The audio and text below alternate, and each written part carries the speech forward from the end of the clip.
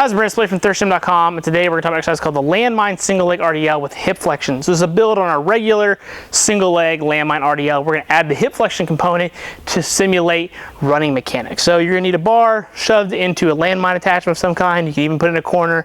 Just make sure it's okay with the gym or the training facility you're at. But you're just going to put that in there, and then we're going to hold on to the edge of the barbell. You can also use an attachment to hold on to this. So if you've got a lot of weight on here and grip becomes an issue, you can use straps or find a landmine attachment online. Lead FTS has them. I'm sure there's other companies to do. That's just the one that we have. But that lets you be able to add more load, but still have a handle on there that's thinner, so grip isn't as much of an issue. But anyways, the side that is closest is actually the one we're going to stand on. So a regular single leg Landmine RDL, typically we do the outside leg. Okay, that's going to drive to keep our body more in line. We're going to get some more abdominal work.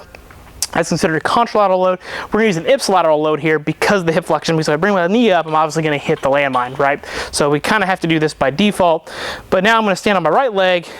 Left leg's going to go back. You can keep this other hand out in front of you if you would like to keep it kind of simpler or easier to remember. But you're just going to raise that leg back here, and as you come up, you're going to drive your knee forward. So reach back, forward, back, forward.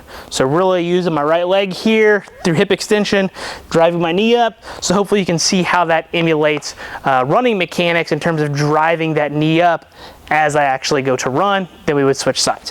So not really anything crazy compared to what we would normally do, but just a little added component that you can still kind of train those hip flexors. You can hold it there at the top. It's going to intensify that extension of the down stance leg, and it looks and feels way more comfortable, especially for athletes that want to run, so you can kind of get some bang for your buck on this exercise. So we really like this usually for 2 to 3 sets of 8 to 10 reps per side. We use this with a variety of athletes. It's definitely one of my favorites for athletes that don't have good quality knee drive. Their frontside mechanics isn't great.